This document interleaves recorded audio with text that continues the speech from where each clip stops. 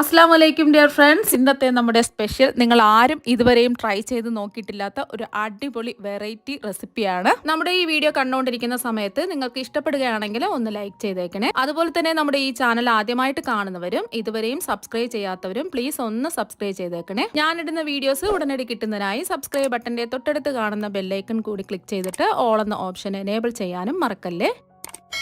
അപ്പോൾ ആദ്യം തന്നെ ഇതിനായിട്ട് ഞാനിവിടെ 10 കോവയ്ക്ക നല്ലതുപോലെ ഒന്ന് കഴുകിയതിന് ശേഷം ഒന്ന് തുടച്ച് വൃത്തിയാക്കി എടുത്തിട്ടുണ്ട്. ഇനി നമുക്ക് ഈ കോവയ്ക്കയുടെ രണ്ടറ്റവും ഒന്ന് കട്ട് ചെയ്തെടുക്കാം. രണ്ടറ്റവും ഒന്ന് കട്ട് ചെയ്തിട്ട് വേണമെന്നുണ്ടെങ്കിൽ മാത്രം ഇതിൻ്റെ പുറത്തുള്ള തൊലി ഒന്ന് ചെത്തി മാറ്റാം. അപ്പോൾ കോവയ്ക്കയുടെ തൊലിയെല്ലാം ചെറിയ രീതിയിൽ ഒന്ന് ചെത്തി മാറ്റിയിട്ടുണ്ട്. ഈ ഒരു രീതിക്ക് കട്ട് ചെയ്ത് മാറ്റാം. അപ്പോൾ ഒരുപാട് തൊലി അങ്ങ് മാറ്റേണ്ട ആവശ്യമില്ല. ചെറിയൊരു രീതിയിൽ ഇതുപോലെ ഒന്ന് കട്ട് ചെയ്ത് മാറ്റാം. ഇനി കോവയ്ക്ക രണ്ടായിട്ടൊന്ന് കട്ട് ചെയ്യാം. രണ്ടായിട്ടൊന്ന് കട്ട് ചെയ്തെടുത്തിട്ടുണ്ട്. കട്ട് ചെയ്തെടുത്ത കോവയ്ക്ക കുറച്ച് ഭാഗം ഇത്രയും ഭാഗം ഒന്ന് വിട്ടു കൊടുക്കുക. എന്നിട്ട് ഇതുപോലെ ഒന്ന് കട്ട് ചെയ്യാം. കനം കുറച്ച് ഒന്ന് കട്ട് ചെയ്യുക. ഫുള്ളായിട്ടങ്ങ് കട്ട് ചെയ്യാം.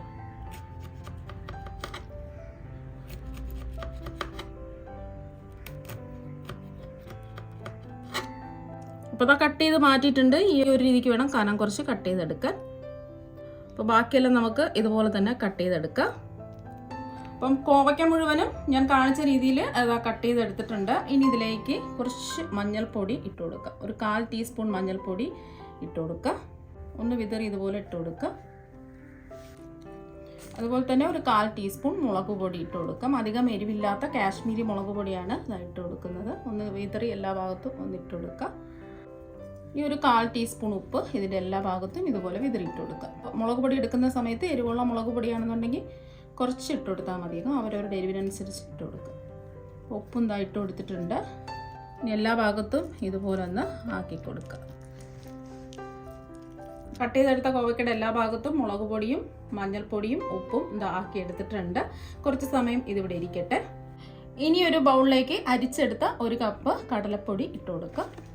250 ml കപ്പിന് 1 കപ്പ് കടലപ്പൊടിയാണ് എടുത്തിട്ടുള്ളത്. ഇനി ഒരു 2 ടേബിൾ സ്പൂൺ അരിപ്പൊടിയും കൂടി ഇട്ട് കൊടുക്കാം. ഇടിയപ്പം അപ്പത്തിനൊക്കെ എടുക്കുന്ന ഒട്ടും തരിയൊന്നുമില്ലാത്ത വറുത്ത പച്ചരിപ്പൊടിയാണ് എടുത്തിട്ടുള്ളത്. നല്ല മൊരിഞ്ഞ് ക്രിസ്പിയായി കിട്ടുന്നതിന് വേണ്ടിയിട്ടാണ് അരിപ്പൊടി ഇട്ട് കൊടുക്കുന്നത്. അതുപോലെ തന്നെ ഇതിലേക്ക് 2 ടേബിൾ സ്പൂൺ മൈദപ്പൊടിയും കൂടി ഇട്ട് കൊടുക്കാം. ഒരു 1/4 ടീസ്പൂൺ മഞ്ഞൾപ്പൊടി, 1 ടീസ്പൂൺ കാശ്മീരി മുളക് പൊടി. എരിവുള്ള മുളക് പൊടിയാണെന്നുണ്ടെങ്കിൽ ഇതിൻ്റെ പകുതി മുളക് പൊടി എടുത്താൽ മതിയാകും. നമ്മൾ നേരത്തെ കോവക്കയിൽ മുളക് പൊടി ചേർത്തിട്ട് മിക്സ് ചെയ്ത് വെച്ചിട്ടുണ്ടായിരുന്നു. അപ്പോൾ അതനുസരിച്ച് വേണം മുളക് പൊടി ചേർത്ത് കൊടുക്കാൻ. വേണമെങ്കിൽ നിങ്ങൾക്ക് ഇതിലേക്ക് ഒരു 1/4 ടീസ്പൂൺ കുരുമുളക് പൊടി ചേർത്ത് കൊടുക്കാം. ഞാനിപ്പോൾ കുരുമുളക് പൊടി ചേർത്ത് കൊടുക്കുന്നില്ല. ഇനി ഒരു 1/2 ടീസ്പൂൺ കായപ്പൊടി ഇട്ട് കൊടുക്കാം.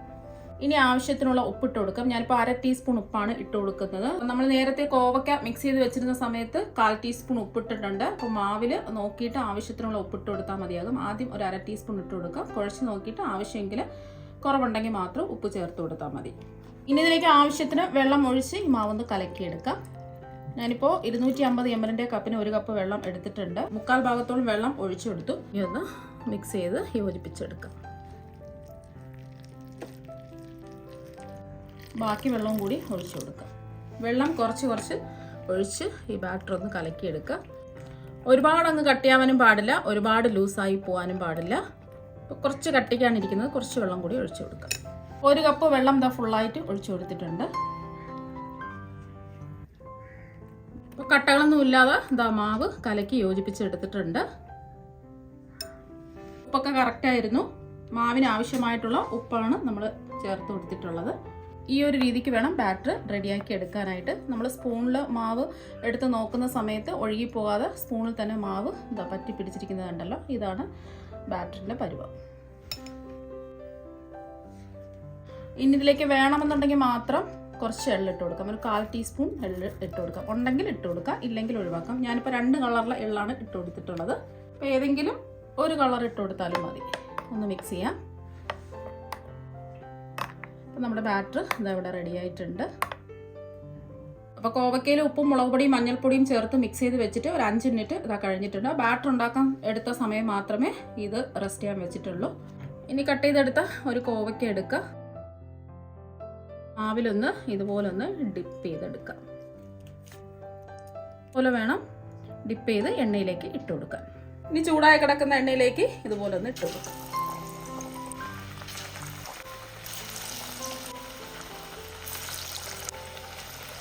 മാവ് ഫുള്ളായിട്ട് ഇതുപോലെ കുടഞ്ഞിട്ട് വേണം ഇട്ട് കൊടുക്കാൻ. രണ്ട് വശവും നല്ലൊരു ഗോൾഡൻ നിറാവുന്നത് വരെ ഇതൊന്ന് ഫ്രൈ ചെയ്തെടുക്കാം. ഇപ്പോൾ തിരിച്ചു മറിച്ചു വിട്ട് നല്ലോണം മൊരിഞ്ഞ് വന്നിട്ടുണ്ട്. ഇനി എണ്ണയിൽ നിന്ന് കോരി മാറ്റാം.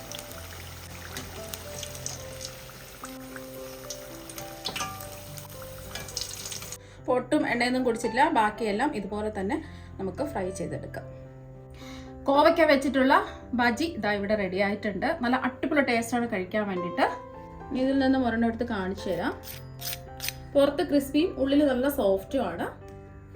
അപ്പോൾ കോവയ്ക്ക കിട്ടുന്ന സമയത്ത് ഇതുപോലെ ഒരു പ്രാവശ്യം നിങ്ങളൊന്ന് ട്രൈ ചെയ്ത് നോക്കുക. തീർച്ചയായും നിങ്ങൾക്ക് എല്ലാവർക്കും ഒരുപാട് ഇഷ്ടമാകും. അപ്പോൾ നമുക്ക് മറ്റൊരു വെറൈറ്റി വീഡിയോ ആയിട്ട് വീണ്ടും കാണാം. താങ്ക്